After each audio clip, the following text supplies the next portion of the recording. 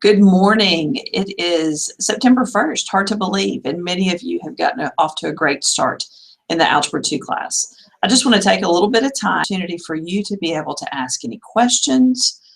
I can set up a whiteboard so that we can work problems out. It's really just a group time. You can ask questions of other members of the group for those that log on. And then anytime if you can't make it at the 10 o'clock Central Time, you can always watch this on the archives. I'll have a link on the helpful resources page so that you can see these videos. So today what I want to do, and I see we have a couple of viewers, that's awesome. If you've got questions, you can use the chat, let me know, or again, you can email me. What I want to just talk about is as you begin in the course, I think it's great to start off and make sure that you're very organized. Algebra 2 is a tough class. There's going to be some topics in here that you've not seen before. You know, some of the topics, especially as we start, you have dealt with before and you're like, okay, I get it. And maybe you think you don't need to read through everything, but I'm going to encourage you to be very thorough in reading through the content. Know that on the helpful resources page that there are videos that I have made, as well as video links that others have made to help you with the content. That is meant to supplement the content, not to replace it.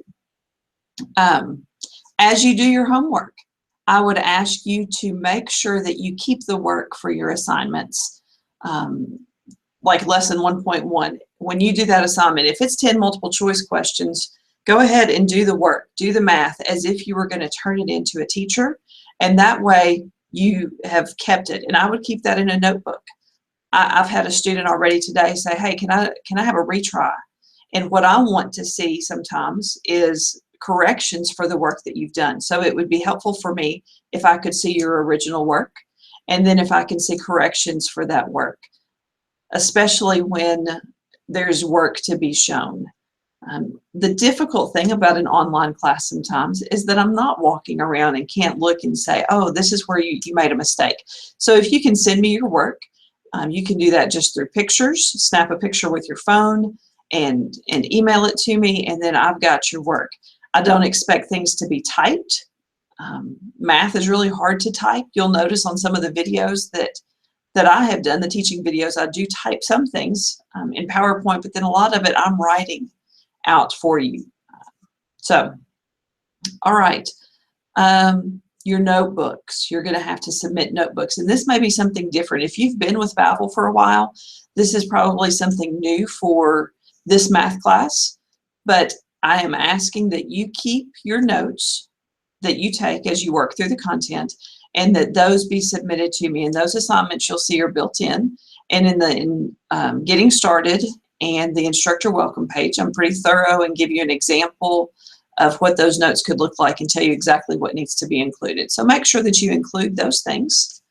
And then the time and the content is really, really important. If you were in a traditional setting, you'd be in a math class for about 45 minutes to an hour every day. And to go through one of these lessons, it should take you about the same amount of time. So while Babel allows you the freedom to be able to work at your own time and at your own pace, it is not a shortcut to completion of the course. So it's still going to require a good deal of time. And again, a lot of these lessons, particularly as we move on into the course, are things that you've not seen before. So it's new content, and you're going to need that time. So make sure that you're spending time in the lessons. Okay. I'm checking my email. I'm going to give just a few minutes if anybody has any questions that they would like answered.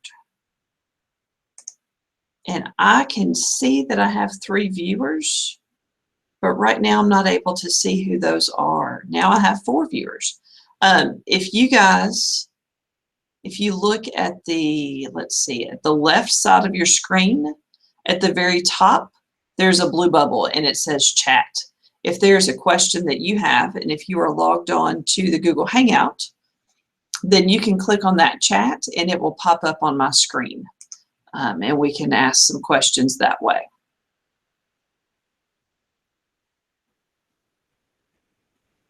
And I tell you what, even if you don't have a question, but if somebody would like to just try that chat so that we can make sure that that element works. Again, this is a new, I have not used the live teaching sessions in the previous year, so this is a new element for me. So I really appreciate those of you who logged on.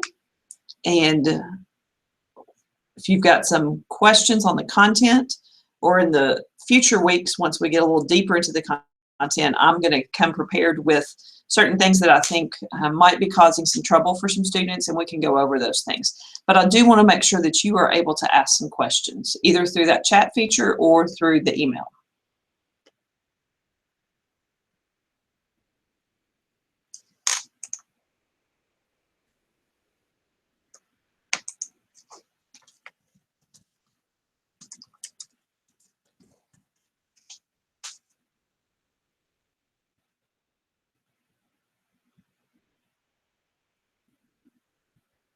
Okay. It doesn't look like anyone has any questions today. And again, I just want to encourage you as we start the course, feel free to contact me anytime that you do have questions, concerns. I am here to help you. So thanks for logging on. If you are viewing over YouTube or archive, thanks for taking time to view this. Hope you guys have a great day.